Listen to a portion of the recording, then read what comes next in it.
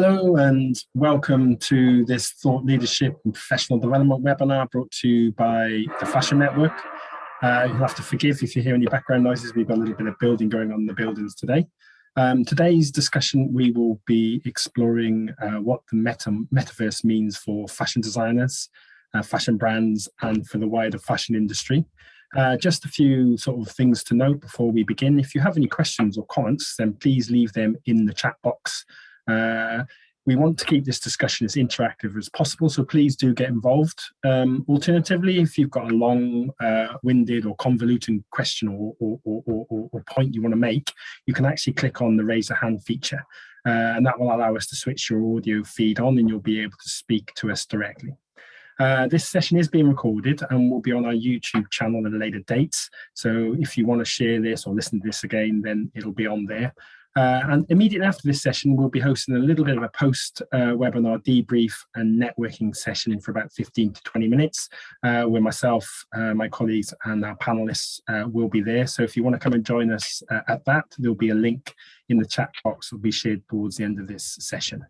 One thing we always like to ask is if you can also let us know where you are in the world and what you do in the chat box just at the beginning. That would be good because that will give me and also my fellow panelists an idea of who we're talking to. So yeah, if you can just let us know where you are in the world and what you do.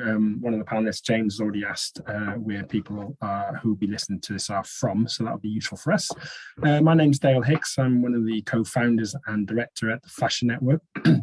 And joining me on the panel today, we have James Gaubert, founder of Republiqe Clothing. Now, James and the team at Republiqe have launched numerous digital fashion collections, including partnerships with ASOS, Coach, Adidas, Axel Arigato, Monier Pai, and About You. Joining James is Olga, forgive me, Olga Chemsevra, Chief Sustainability Officer at DRESSX. She is a distinguished business leader with over 10 years experience in project management and sustainable development. Before COVID-19 outbreak, though, Olga spent 3 years in Central Africa, where she founded a non-profit organization to bring awareness to local communities about environmental issues and waste and plastic management. And finally, we have Scarlett Yang, who's a fashion innovation designer and founder of her own studios, Scarlett Yang Studios. Scarlett Yang is the winner of the LVMH Green Trail Award. Scarlett focuses on the synthesis of fashion, circularity and technology. So that is our panelists. Before we begin our discussions, we do have a poll that we're just about to publish, and you should be able to see it come up on the screen just now. There you go. Do you think there is too much hype around fashion and the metaverse? Obviously, we wear this. Obviously, as the Fashion Network, we publish a lot of content ourselves, and we've obviously published a lot on this ourselves. So we'd just like to have an idea if you guys in the audience feel that there's a lot of hype around this at the moment. So yeah, please let us know if you feel that way, and we will publish the results of that shortly. So while that's going on, I'm just going to have a quick look, see how many attendees. So we've just got shy of 100 people in here today. So by all means, feel free to use the chat box. So there we are, chaps. So that is the results of your survey. So we've got about 34% think yes, 36% say no, and 30% yes, but it's deserved. Does that come of any surprise to you, James? No, it's pretty even split, isn't it, down there? It's pretty on the fence audience. Let me start then with my first question then. So James, obviously just from a top line point of view, just sort of give us what is meant by the metaverse in respect to fashion. Can you just sort of set the scene with that? Oh, blimey, it's a really good question, isn't it? I think you're probably going to get a very different answer from everyone that you ask this question to. And I'm going to caveat everything I'm about to say with this is my view, and it is, I guess, a little bit subjectional. I guess for me personally, the metaverse is essentially it's an all-encompassing virtual, almost kind of experiential environment, fusing together things like social, AR, VR, obviously the blockchain, but ultimately focused on creating engaging virtual experiences for both consumers and for brands. And it's kind of that blend of virtual and real world experiences that you can't get anywhere else, allowing us to communicate and engage with friends, family, brands alike, almost like a sort of parallel universe or a parallel world, parallel virtual world. I think Web 2.0, or the internet as we currently know it today, is quite one-dimensional. So sure, we can transact online and you can buy things online and you can do your banking online, etc. But the overall experience with the internet as we know it today, for me, kind of lacks emotion. It's quite faceless, and it doesn't have that kind of touchy-feely vibe that you can really get from the metaverse. So for me, and we built our business around this, the metaverse is absolutely the future. I think we're on the cusp of it. It's still very early days. We're seeing brands experiment quite a lot in that space.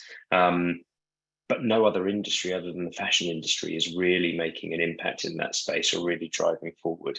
And I think the opportunities for individuals to perhaps be somebody that they can't be in the real world, express themselves creatively, wearing things that they maybe can't wear to the office or wouldn't wear when they're popping down to the shops, I think is the creative opportunities are vast for consumers and for brands. And like I said, the fashion industry certainly seems to be the one leading the charge at the moment. That's a bit of a long-winded answer. Does that help? No, it's absolutely fine. Olga, do you agree with that? Do you want to add to that at all? And I'll come to Scarlett after that. Yes, I absolutely agree with James, especially on that point when he mentioned that fashion is actually driving the metaverse. And it's exactly what I'm thinking about, that being able to express yourself via your avatars and by using digital clothes, digital fashion in the metaverse, it's one of the most unique experiences. And even if you are very creative and you can go outside and wear very creative clothes and to show yourself as a creator in physical space, digital space allows you to do even more and to think beyond physicality of the items and to be the true self. You can, if you don't want to be human and you want to be represented by any other species, you can do that. So I absolutely agree with James, and metaverse can provide us this 3D dimension of the interaction and expression and experience which we are lacking in Web 2.0. And Scarlett, would you like to add to that, or what the definition of the metaverse is within the context of fashion? Yeah, sure. Yeah, I totally agree with what you were saying, and at the same time, I also think that this is metaverse. This word itself is such the word that can be interpreted in different ways, and I think it's also important for me that I identified to really to articulate how do we even come to this point of framing the word of metaverse. And for me, I think it was really, like, to say 2, 3, 4 years ago, the people in the industry or fashion consumers, everyone is, like, really seeing this reality of how our traditional, the industry that we previously known as the fashion industry has been going through so many problems, the pollution and inequality and all of that, right? And then, at the same time that the digital technologies from the gaming industry or just the tech sign industry is really booming, that we as the fashion people, stakeholders, or from various different facets of the industry, sees that, oh, this is actually technology. It might be a solution or a medium for us to achieve the fact that a more desired, more ideal future of what we want as fashion, as a culture in general. So then we frame it as in, okay, maybe this place, this world that we're going to is called the metaverse. So I see a lot of hope in here. Yeah, for good. And in a way, I suppose, sorry, go on, yes, James. Sorry. Can I just add to that? So Scarlett's 100% right. The fashion industry, and I've worked in the fashion industry for 23, 24 years, is a slow moving industry when it comes to technology. Normally, the way you choose fabric, the way you cut fabric, the way you patterns, everything is always done in the same way that it's been done for the past 20 or 30 years. only in the last, I'd say, sort of 4 to 5 years, and that's pushing it really, maybe sort of 2 to 3 years, has there been real significant change. There's been massive pressure, as Scarlett mentioned, from consumers. I call them the kind of sort of eco warrior type people and things like that who care about the environmental impact. There's massive pressures around doing the right thing and creating clothing, not in sweatshops, but that kind of equality and looking after staff kind of thing. And there's never really been an answer to any of those things. And now the metaverse, I think, almost feels like that is the answer, or it is certainly at the moment. The fashion industry is also it can be a little bit, I don't know, it's almost about how you look. It can be a bit one-dimensional in that sense, and a little bit fake. I think everyone knows what I mean when I say that, right? But again, the metaverse, again, because things look good there and things can look good, I think it ticks that box. It ticks the box that, yes, clothing can look good. Yes, it can be environmentally friendly. Yes, it can be produced by people who aren't paid, $2 a month. It's kind of seems to solve a lot of problems. And it almost sort of, it almost shows that fashion is something other than just apparel and stuff that we wear out for, for functional purposes. It's, you see a lot. Just purely coincidentally, I used to run a very similar business in the games industry many, many years ago. It's going back 10, 15 years. And we were having conversations with games developers then about styling their characters and stuff like that, and people using those characters to express. So do you not think that this is to anybody, that this sort of does sort of showcase fashion as something other than just, physical product? I'm not sure who might. Scarlett, would you like to pick? Sorry, go on, James. I'm sorry, you need to sit me on mute in a minute. But today's consumers changed. So I have a son who's in his late teens, early 20s, and he doesn't care what he looks like when he's walking around shops with me. He'll wear t-shirts that are ripped or got stains on them, or shoes with holes in, etc. But his persona and his life that he portrays online, whether that's on social media or on games, in his words, needs to be on point, right? He needs to be looking good there. And I think today's Gen Z consumer does care more about that sort of moldable, creating that persona, that avatar, whatever it might be online, than they do in real life almost. I agree with you. It's not even about Gen Z. I had a conversation with one lady. And we decided to make a selfie. And she told me that, hey, just a second, don't post it anywhere. I want to check that I look good, because it's very important right now to look good in the internet. You can't allow yourself to post a bad picture where you look bad in the internet. So yeah, you can wear everything you want in your real life, but when it's coming to the digital space, whether it's a gaming space where you represent by your avatar and you wear skins, or where it's Instagram or any other social media, when you show with your real avatar, like our body in the social media, it's our avatar there, it should look good. It's almost blurring what the digital avatar and one's physical body. It's almost a blurring of the two, really, I suppose, what you're talking about there. We've got another poll I just want to put up, actually. So this poll now is just for anybody in the audience who is who actually works at or represents a brand. Is your brand currently operating in the Metaverse? So if you can just let us know if you currently have some sort of activity that you are producing in the Metaverse. That'd be great, and we'll publish that in a second. I'd like to just move on to my next question, and that is, I'm going to come to Scarlett for this. So how much investment should fashion design houses and brands be putting into sort of this at the moment? So Scarlett, do you want to pick that up for us? Yeah, sure. Oh yeah, I mean, for me, because I come from like a combined background, like I worked in couture houses or design studios, and also like, the tech side of startups and companies and consultancies. So I would really think that since this is, metaverse fashion, or say digital fashion, virtual fashion, is quite a game changer within the landscape, the current landscape.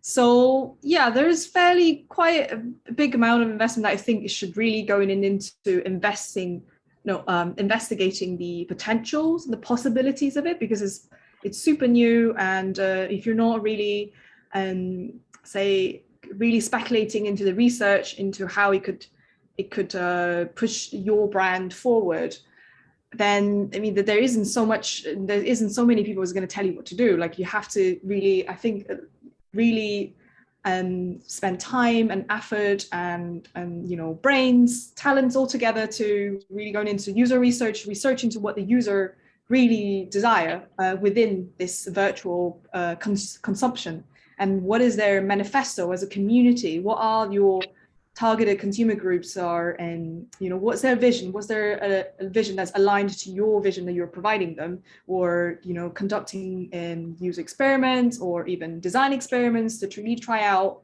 the unexpected part of digital fashion, what you can offer, and also the advanced 3D, technical, contextual, cultural side of your creative content. I think there's so much that needs to be really invested into in order to innovate further. Yeah. And do you think brands should invest in this completely themselves, or do you think they should partner with sort of gaming agencies, or go on, James? That's like there's no like yes or no answer from me. I think the gaming industry definitely we have a lot, like as fashion stakeholders, we have a lot to learn from them because they're quite at the forefront. And sometimes we are also integrating our digital fashion assets or products into their technology, right? Or partner with their technology. But at the same time, I think it's also important to also invest into individual talent or specialist talent, looking into the different facets of this entire future vision that your brand is trying to express. I think is quite important for that as well. Okay, let me just check if the results of our poll are in. So if we're in the background. So there's the results of our poll. So apparently 90% of our audience aren't currently operating in the metaverse. So hopefully they should learn something from this discussion today. So fantastic for that. James, you were nodding away there when Scarlett was talking. Only when you said, how should they get into Metaverse? I was going to say, and I'm going to help Olga out here as well. They should partner with a company like us or with DRESSX. So I think, and I'm being a bit tongue-in-cheek with that. I think the metaverse is and can be quite a daunting place to a lot of people and brands when you first look at it. And I'm going to be quite transparent. We've done a lot of things in the metaverse that we've got really badly wrong. And we've done some stuff that's really not worked out. And we've learned the hard way, as I think a lot of companies are having to do in these early stages. So I think partnering with the right people or making sure you've got the right team in place is absolutely critical. The challenge from a team perspective is that because this is still very new, trying to find good talent in this space, I think, is very difficult. It's not something that is taught at a grassroots level. Even things, and I do a lot of kind of guest lecturing at universities around kind of virtual fashion, things like that. It's just not on the curriculum at universities. It won't be for many years. So finding right people or the right partners to help you get into this space, I think, is key, really. Just going back to your other question, sorry, just you were saying about, I also don't think the metaverse is necessarily right for every organization. And I don't think everyone should just kind of jump on that bandwagon, or even the virtual clothing bandwagon. I'll show my age a little bit here, but if you go back, and I remember sort of 10 plus years ago when Facebook launched, every company on the planet launched a Facebook page. Why? Because they thought they should do that and everyone else was doing it. But it actually wasn't necessarily the right thing to do for everybody. And I think that's a similar kind of thing that we're going through here. I think jumping into the metaverse or jumping into virtual fashion just because everyone else is not the reason to do it. The very, very strong English reference coming up here. My mum buys her clothing from a company called Cotton Traders, who sell typically to sort of 70s. Based in Manchester. Oh, they really? Okay, there you go. So, but they've got an old demographic or an older demographic. Do I think the metaverse is right for them today? Probably not. Versus a young, trendy, fast fashion brand or a luxury brand or somebody that's more at the kind of cutting edge or has got a consumer base that is geared more towards that space. Doesn't mean it's not going to be right tomorrow. Doesn't mean there isn't a formula there. But I think just jumping in, I think a lot of thought needs to go behind this kind of thing. Otherwise, people will have a bad experience and then they'll be put off for life. And they'll say the metaverse doesn't work just because they've had a bad experience. I think for me that, that's the wrong way to go about it. Well, I think there's some really important points here, because obviously at the Fashion Network, we run lots of webinars and seminars, and it's all very much around thought leadership and professional development based content. And we see a lot of brands and a lot of suppliers particularly have made a lot of mistakes when making the transaction, just even going into the e-commerce space, and that's why I was kind of asking that question. Do you think people should partner with people with those skills? But it sounds like what you're saying is that those skills are far and few between at the moment. So they are. I mean, I'll let the other ladies tell you. I think they're hard to find. I think good people in this space are hard to find. Which makes it a challenge for brands. Yeah, I can confirm that it's really hard to find good people, and when you start to grow and you need to develop more and more things, you need to find people who knows what to do and speak the same language with you. And now I'm also doing different lectures, guest lectures, and I can confirm that even just the simple cloth 3D course is very rare when you can see it in any fashion school. And for entering the metaverse, you need knowledge beyond just the cloth 3D or something like that. Yeah, correct. Funny enough, we've just got a question here from Mary, and the question is, do you know of any ways that digital experiments can be done at low cost, either software platforms for people that don't code? Anybody want to pick that up? There are quite a lot of platforms out there that exist. I think it depends what you really want to do, but we've been doing a lot of work with Spatial recently, SPATIAL.io, I think their website is, where you can create kind of galleries and sell NFTs relatively, without having to have huge amounts of kind of coding experience and things like that. I think understanding and having a knowledge of fashion and how it works in the real world helps massively. But there are some sort of relatively low cost options out there. It's a little bit of trial and error, and it's not a kind of one size fits all, I guess. Another question here as well from Meghna, I think it is pronounced. Should designers present their portfolio only digitally or carry some traditional work always? I don't know who wants to pick that up. Is that one for Scarlett, maybe? Perhaps? Yeah, I could do that. Yeah, and then I think I also added particularly young designers. I think so. I think for now there's a really visible increase of interest within universities, schools that young students or graduates are starting to really starting to experiment, I guess, with digital method of creating fashion imagery and designs, I guess. I think it's not a black and white situation. It's not as somebody. Some of these people, like young designers or students or graduates, would always just be drawn to just specialize in pure digital. That's fine. That's and then some people who has the passion or the ability or the talent could become a really could become a specialist in this, which is hugely valuable to the industry. But then not everyone have to do that, because we all have to still wear clothes in reality, and our supply chain is not going to go away anytime soon. And it's going to go better, improve, sustainability and ethics wise.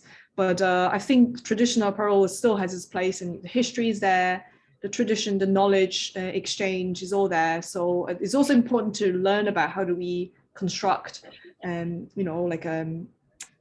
guess, a historical piece of clothing to start with, to learn how to build digital. Yeah. Okay, the questions are coming in thick and fast. We'll come back to them in a bit, because I just want to ask you a question that we've got on our agenda, which is, does any of you want to sort of highlight anybody who's been doing some good work in this space, brands, or they don't have to necessarily be from fashion, they could be from disruptor based businesses. Does anybody want to sort of highlight anybody who's been doing some good work? I can see you all thinking. I mean, well, if you look at the fashion space, I think it's pretty clear at the moment that the ones that are leading the way are in the luxury end of the market. So Dolce & Gabbana's NFT drop last year, where they sold 5 or 6 outfits for $5 or $6 million, was headline news. Gucci are all over platforms like Roblox and Fortnite and things like that, Decentraland, Tommy Hilfiger, Paco Rabanne. But it seems to be that the like I said, the big groups, so LVMH or Kering Group and their brands, that are kind of really leading the way. I guess that they are, kind of I guess, typically leading the industry anyway. That sounds awful. I'm not belittling any of the other brands, but I think they're the ones that are going in first. And I think we'll probably, for me, we're going to start to see some of the sort of more fast fashion and high street brands kind of tapping into what the other guys are doing to make it more accessible, I guess. Yeah, I can add for fast fashion and mass market, it's H&M who is trying to do something, and they did test of digital fashion. Recently, it was Bershka who launched a couple of digital items, and I know that they were presented at Lollapalooza, the music festival in Paris last weekend, and they did a digital dressing for that festival. So there are some mass market brands who are trying to enter and address the Gen Z and younger population. Also Balenciaga, who launched the collection in the gaming space, and they had some dressing for the avatars for Meta. So, but yeah, mostly luxury. I agree with James. Scarlett, you got anyone you want to mention there, or? Yeah, I think for me as well, like, a couple of the partnerships or brands I've worked with all mostly coming from luxury sector. And, you know, not just fashion, also like, say, even mobility, cars. And there's also part of like a lifestyle sector. Yeah, they're also interested in space and starting to experiment, you know, like BMW, for example. So not just fashion. And I can think of like, I don't know, there's some tech companies who are interested in, say, helping the fashion industry to with, you know, to build like tools, accessible design tools or programming tools specifically for fashion. That's also hugely interesting. Yeah, like say DRESSX, like a VR company, you know, yeah. So do you think we'll see any disruptors coming from the tech space into fashion? Do you think we'll ever see, do you think that will happen? You know? Yeah, I think a lot of the tech companies are branching into our area. So I think, yeah, as I said, I think I particularly really like the company called DRESSX, who's doing VR sculpting fashion, for example. And I think Meta is also doing something recently with accessible avatars. Yeah, because it almost draws a parallel with some of the sort of performance brands and sports brands who aren't traditionally from fashion, and they've ended up, you know, dominating the fashion space. I mean, it's quite clear in the UK that obviously you've got the Sports Direct that's just dominating that. You know, obviously it's come from that sports parallel. That's why I asked that question. We've got another question in chat here actually from JK. Who are the drivers behind getting everyone into the metaverse now at the moment? Who wants that? Scarlett, you're nodding. James, you're gone. Yeah, I don't understand the question, so I'll let Scarlett take that. Drivers, I guess. Yeah, okay. Yeah, I think I understand. Yeah, I think it's because, I mean, the crypto space, right, is obviously really booming right now, and people who are already investing in crypto would obviously want to populate the space, and which is understandable because we need people to join to be able to scale up the metaverse game. So from this perspective, I would understand. Yeah, there's some campaigning or, you know, or introductions for like a broader public audience to get to know more about investing in the metaverse. I think that would be my answer. I would, I would follow up with Scarlett, and I agree that all these crypto people, they have this money, but they need to move them somehow, and they need to make it an exchange.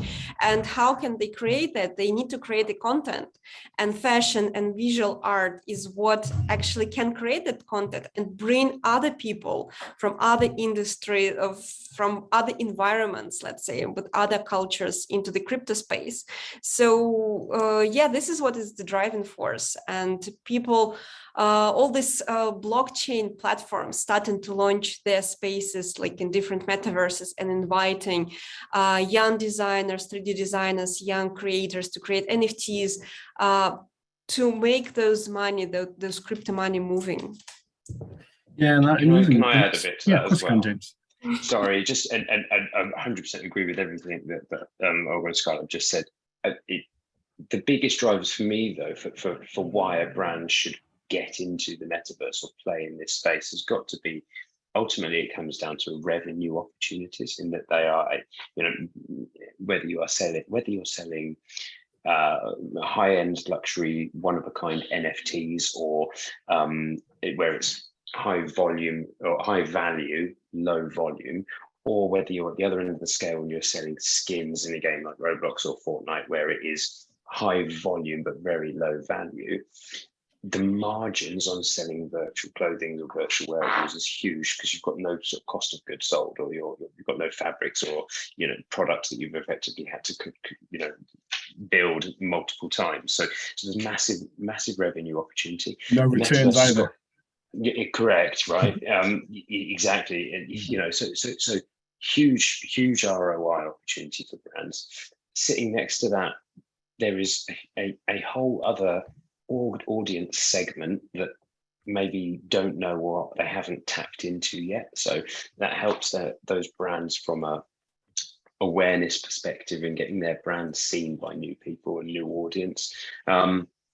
And there's a massive spotlight on the metaverse at the moment, which, if nothing else, from a PR perspective, gets you some great coverage as a brand anyway, right? So it kind of ticks so many boxes. It will be fascinating, like Olga was saying, when this sort of does filter out into the fast fashion market. I think that'll be really fascinating. We're getting so many questions here, guys, so we'll do our best to answer as many as we can, but please forgive us if we don't answer all your questions. We've also got a bit of an agenda to go through. My next question on the agenda, then I'll come back to have a look what's in chat, is who do you need to hire or work with? I know we've sort of slightly touched upon this before, but who do you need to hire and work with? Olga, I can see you nodding slightly there. Do you want to pick that up first, or you're on mute? Oh, sorry, yeah. So yeah, we already started discussing that, and I think that a good 3D designers from different areas. So to enter the metaverse, you need actually to create the space. So you need someone who will create the space for you, a kind of metaverse architecture, metaverse designer. Then the next, you need to fill this space with something. Is it going to be a digital clothes, or is it going to be just the art? So you need people who will fill the space. And if it's going to be a digital fashion, what kind of digital fashion? Do you want just to present the render, 3D render of the item, or do you want to create a wearable for the avatars in this metaverse? Do you want to create a digital fashion which people will be able to wear on the photos or in AR, or will provide an access to this metaverse through VR? So all the people, all the like engineers or designers, you can call them as you wish, who are creating all this environment for you, these are people who you need. And this is like the essential, this is the basic.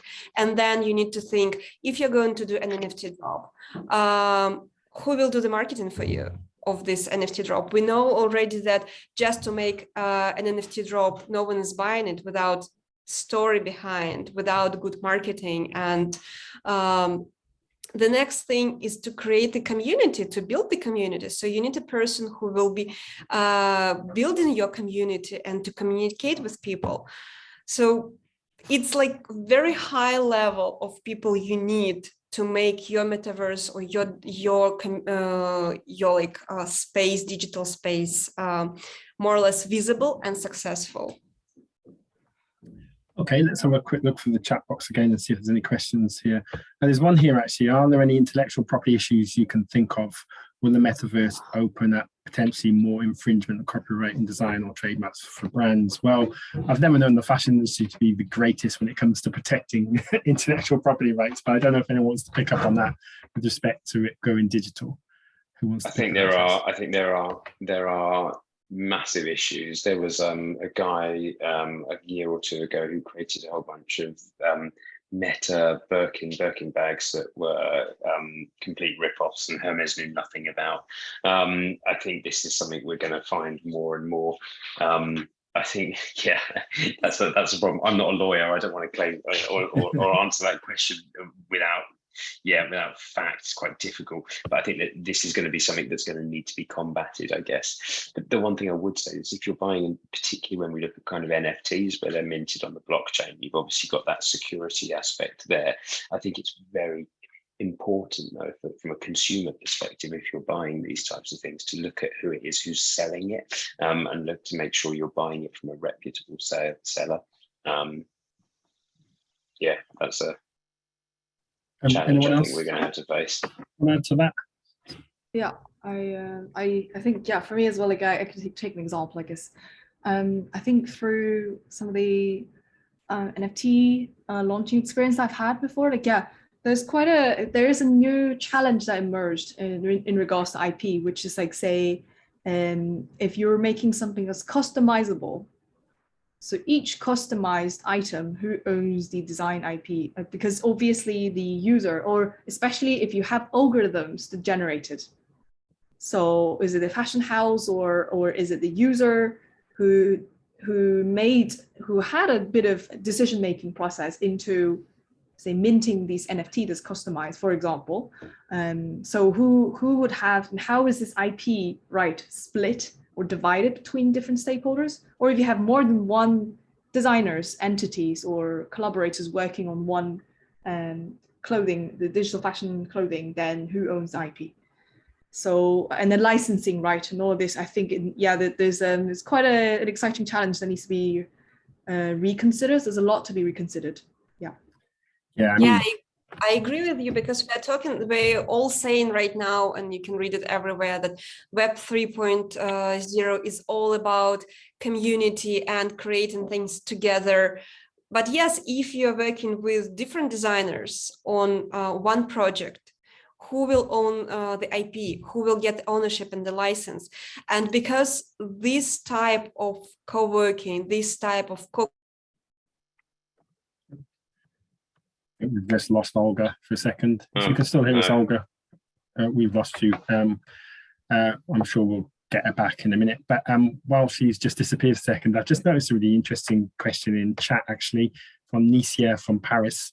Are there any sources for metaverse audience metrics, especially in terms of age demographic? I heard Roblox average age is about 9. Anybody there want to pick that? Yeah, Roblox is a little bit older than that, actually. I think Right, okay. I think it's sort of for me, I think it's sort of 12 to 17 is their peak. I'm happy to. I'm not at hand, but we've got those statistics for most of the platforms.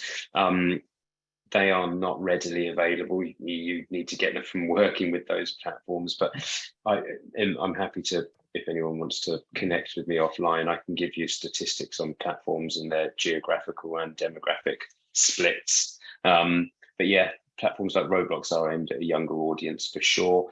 Then platforms like Zepeto and Fortnite are slightly older. And then you get into the more kind of sort of virtual world spaces like Decentraland and the Sandbox, which are even older. So yeah, I think choosing and understand, if you're looking at getting into this space as a brand, you need to really understand that sort of information before you jump headfirst in, because you really need to know who the users are of those platforms and what's their, I guess, kind of makeup. I suppose that's the basic marketing question you have to ask yourself as a brand, isn't it? Really? Yeah, Scarlett, what you have any thoughts on that as well, Scarlett? Or? Yeah, I think just one thing to add on to it. I think, yeah, age-wise, and I guess also location demographics.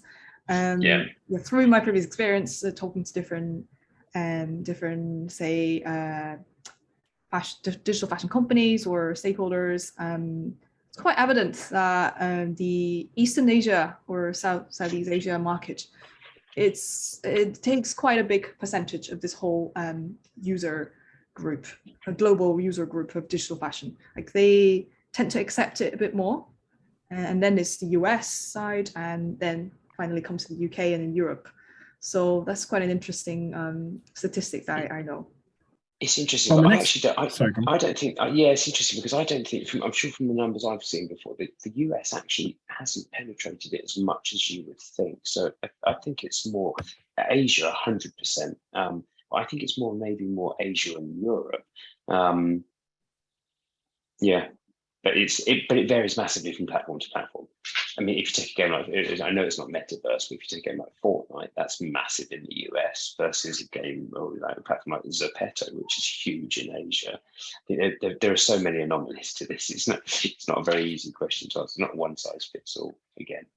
Olga, you've come back just in time, because my next question on my discussion points was to you, and I wanted to talk just briefly about the role that sort of digital fashion plays in respect to traditional fashion and what the sustainable implications of that might be. Do you want to sort of talk a little bit around that? Yes, we already mentioned today that fashion industry has a lot of issues. The traditional fashion industry has a lot of issues in terms of like environment, the overproduction, the overconsumption, the carbon footprint of the production in the fashion industry. And actually, well, DRESSX was created to face these issues in the traditional fashion industry. And we calculated the carbon footprint of the production of the digital garments. And we found out that on production of digital item, we emit only 3% of the carbon footprint in comparison to the production of the physical garments. What does it mean? It means that if we can replace at least 1% of the physical production by digital production, so people stop producing physical goods, like 1% of the physical garments, physical clothing, and we produce it totally digital, we can decrease the carbon footprint of the fashion industry annually by the carbon footprint of Denmark, annual carbon footprint of Denmark. We know that there is a study conducted by Barclays Bank, and they found out that in UK, there is 9% of clothes which is buying just only for the content creation. So if we say, okay, guys, if you want to create a content for the social media, don't go and don't buy the physical goods, just switch to the digital items. And right now we have photo dressing, we have different AR filters where you can wear digital fashion in real time. And in this case, if we replace this 9% of the clothes which are people buying for the content creation, we can bring the fashion industry into another level. So we're not saying that stop buying physical goods, stop producing physical goods. We still need fashion, we still need clothes to protect us from sun, from cold. But what we want to bring with the digital fashion, with the idea of metaverse, that every time you want to buy something, whether it's in a digital space or it's in a physical space, ask yourself, do you really need this? Do I really need to buy this? We want consumers to have more conscious way to the consumption. And they think that by providing an alternative way, an interesting way, which is digital fashion, we can make consumers to start thinking about their choices in purchasing or not purchasing, of ownership of the items. Do you want to own this item in the physical space, to touch it, to wear it every day, like you're buying something good which produced in very good quality and will last long? Or do you need something like an instant gratification and instantly shared with your community? Well, switch in this case to the digital goods. And that's assuming that obviously the digital fashion is going to supply the same need that the physical fashion does, you know? We're just assuming. Yes, well, digital fashion won't cover that part when we need clothes, like for protection or to wear something. But when you need to express yourself, to show your personality or to show something creative about yourself, this is where digital fashion can play even the better role and more interesting role for you rather than physical. I personally think it's going to be huge. that's just my gut instinct. But is there any stats, or have you guys got any thoughts of how big that digital product is in respect to, like, obviously buying clothing for practical purposes and buying it for a source of expression? Have either of you got any thoughts on that, you know, in terms of how big this thing could potentially really be? Yeah, I don't have any statistics behind that. I think, just going back to what Olga said, I agree with 100% on this. When you buy clothes, there's two reasons why you buy clothes. Firstly, that functional benefit, it keeps me warm, it keeps the sun out, whatever. But then there's the emotional benefit, and it's that sort of audience who are buying something because they want to feel good and look good.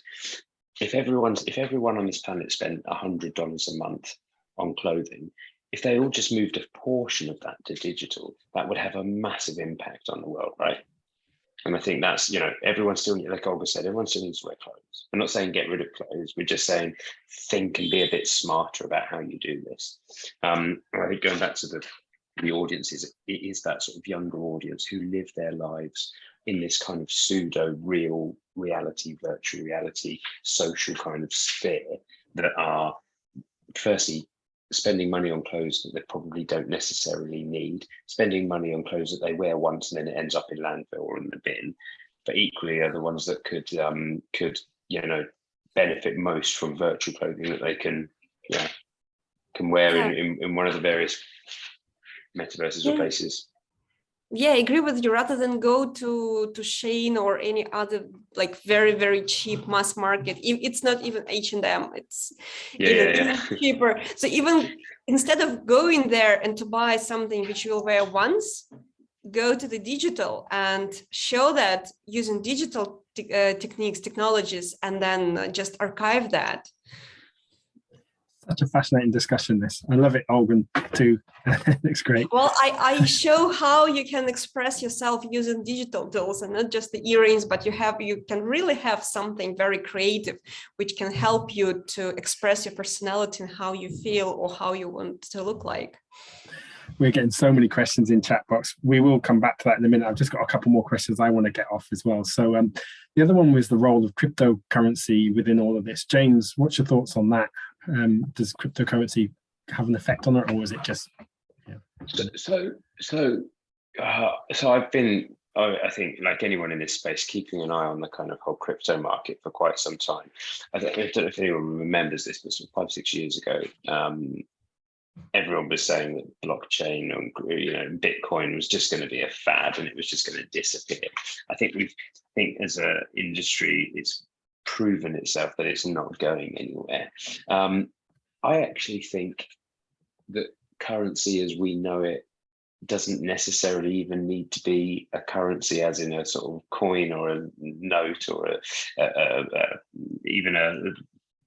guess what I'm trying to say is NFTs, clothing, can almost be its own currency, right? Because they've kind of got a value to them, they've got a perceived value to them. So for me, I think that we're seeing a significant shift at the moment. I know that Meta and Facebook and Instagram are looking at this technology as well, where NFTs and even if you look at NFTs, the amount of different cryptos that the platforms that sit under those, from Ethereum, Polygon, there's just so many. It's just a vast space at the moment. I think it's an interesting space. I think we're on the cusp of something very new.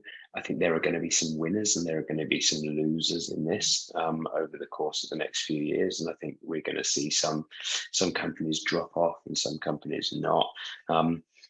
Very much reminds me of the early days of the internet. For those of you that remember companies like Yahoo or AOL, and I'm sure there are a whole bunch of others that existed. FreeServe and yeah, right. And I mean, what happened to most of those? And don't quote me on any of those names. They may well still be in business, but there are winners and losers in this battle, and I think we're going to see that over the next few years. At the moment, it feels like everyone's kind of jumping on the bandwagon at the moment. And I think maybe waiting it out a bit, seeing what happens. Yeah. And that's why we put that poll at the beginning, is about that hype aspect of it. Because I remember here in the UK, I don't know if you guys remember, do you remember boo.com? Yeah. Doing the early e-commerce, and they've, where are they now, sort of thing. So I can hear that. Let's have a quick look at the chat box again. So we've got Atchaya. What is your advice for young fashion professionals who want to start their career in this emerging virtual fashion world? What sort of portfolios are you expecting, and what would you say is the right move to start with? Oh, good question. Who'd like to have that one? Scarlett, I feel like I should ask you on this one. Sure, yeah, as a creator.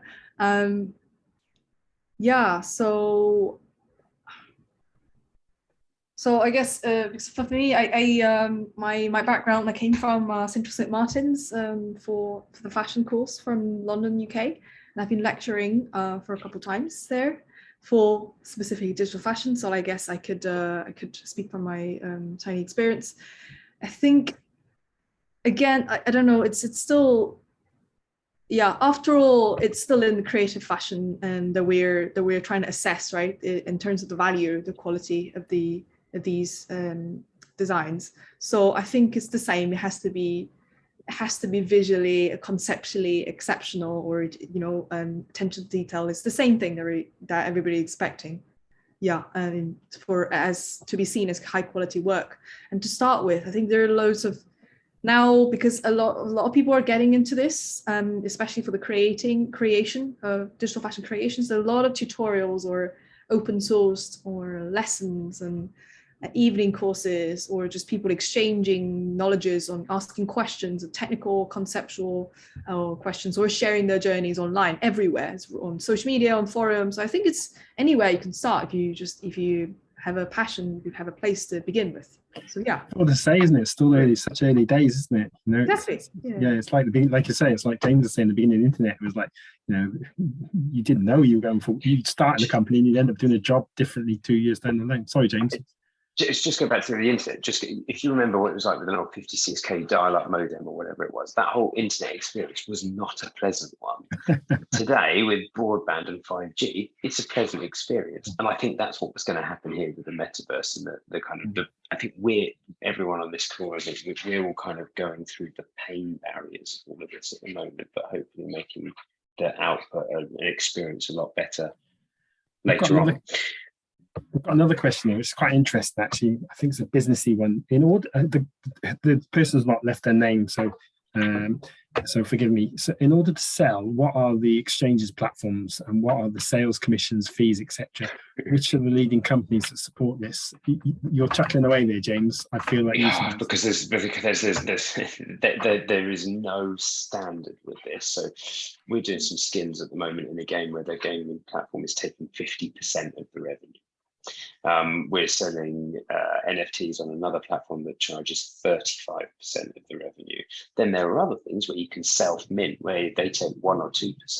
It's vast, and I think it can be a little bit of a maze when you're first looking into it. I think there are lots of things to weigh up though when looking at these platforms.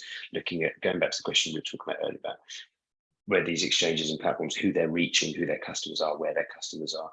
Sometimes 50% commission, maybe it's worth it if that's the only platform to reach your target audience and you're selling in such huge volume. 50% of something is better than 50% or 100% of nothing, right? So it just varies massively. There are some marketplaces, physical marketplaces that take that sort of cut in a way. Yeah, correct. There's a really good question, but I don't want you to answer this because this is a massive box. Where do you pay your taxes when working and selling in the metaverse?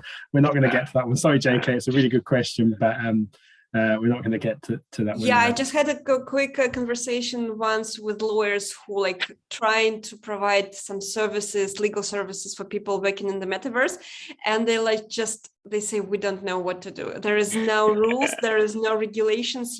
You can sell something in metaverse with crypto, and when go somewhere there are some cafes and restaurants, and even in Denver during the NFT events where you can pay for the lunch with your crypto wallet, with crypto money. And so you can do any other transactions, buy stuff for yourself using crypto money, and no one will see how much do you earn, how much do you spend. At the moment it's a black hole. Yeah, that's a webinar all in itself, I think. Here's another good question. Who provides the specs for avatars? How do you access these? This is a good question. We use photorealistic avatars in product development, and I'm wondering if these could be quickly customized and sold. Who'd like that one? Oh, interoperability is a very good question in metaverses. Well, every metaverse, if we're talking about big metaverses like Sandbox, Decentraland, we can say Roblox, they all provide you with the specs if you want to work with them and if you want to create the variables for them.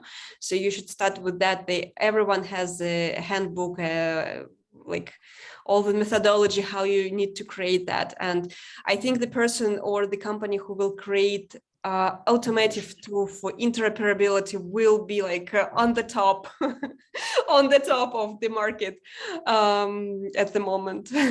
Interesting. Yeah, actually, one more thing to add to that. Like for me, my studio, we're actually currently researching on this. It's actually quite complicated to be able to transfer these skins through different worlds, I guess. It needs to be technically quite sophisticated. But we're also on the way, and I believe, quite some of the startups are looking into the algorithms behind this and providing services. Yeah. Another good question here from Kelvin. Currently, we do not have a digital fashion standard for wearables. How important is this to creators? Obviously, just been talking about different worlds and stuff like that. Do you think that's ever going to come? Or do you think we need it even? Or do you think it'll be a little bit like going back to the early days of the internet, different platforms? What's your thoughts on that?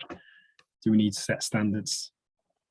I think it's related to the previous question. It's again, interoperability. So yeah, because standard, it's heavily technical to be able to really facilitate these wearables, right? To play them, to move them around in the digital world. So I think it is about the creator's role and also about engineers. There's a whole lot of layers. We need to bring them together to have a look at this, which is going to come soon, I believe, not now. Okay, we've got 5 minutes to go, and then we'll have a quick debrief meeting virtual networking session. So all of you out there listening are more than welcome to come and join us. We're not quite sure the format yet. Normally it depends on how many people we get, but normally you come and join us in a standard Zoom meeting. We ask you to put at the very minimum, put your mic on, and then we sort of just peer you off with a random delegate or maybe one of us here on the panel. So that starts immediately after this.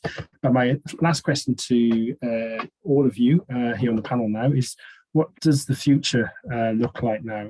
Well, the near future, if possible. I mean, obviously we can talk all day long about the far future, but what's the near future? What's the next year to 2 years look like? I'm going to start with you, Olga, because you look the most futuristic on the panel here. So thank you. So we're sure that not every fashion brand, but most of the fashion brands, like we're not talking about that one which is serving for older population, but most of the fashion brands will have the digital presence, the digital collection. We will talk more about digital experience when you will have the physical goods, and then they have the digital twins in the digital space. People will start building more and more their digital wardrobes. So right now there's still something underground. So if you just go outside on the street and ask a random person, do you know what digital fashion is, or do you know what is NFT? I'm quite sure that they look at you and say, what are you talking about? You're talking nonsense. I don't know what is it. So I think that in 3 to 5 years, for people, it will be very normal to buy NFTs and to operate with NFTs in one way or another. And digital fashion will become more and more common tool. Scarlett, you can go next. What's the next 12 to 24 months look like for you? Yeah, I think it's accelerating, and definitely I think people are more like the audience, I guess, the general audience, the public audience are more and more looking into the content and concept, which includes the visual quality of the whole experience that brands or companies are providing, and what's the idea, what is it trying to say. Look at again the evidence, the statistics of sustainability claims or explanations, if there is one, and all of these things is slowly taken into consideration by the public consumers, which they previously were not so aware of, but now everyone's getting so much knowledge every single day all over the social media or forums. So I think people are aware that, okay, getting more and more familiar, like say, okay, this is not hype. And we look into individual projects that popped up, we are going to look into the details to treat it as in like like an experience that they used to know, besides the hype of the hype that they used to think there is. I do wonder if it's actually going to be called fashion in the future, and I do wonder whether it's going to be pioneered by the fashion industry rather than the tech industry, but who knows. James, you can have the last word on this. Next 12 to 24 months, what are you expecting to happen? I actually don't know. what we're doing in business today is very different to what we were doing 12 months ago.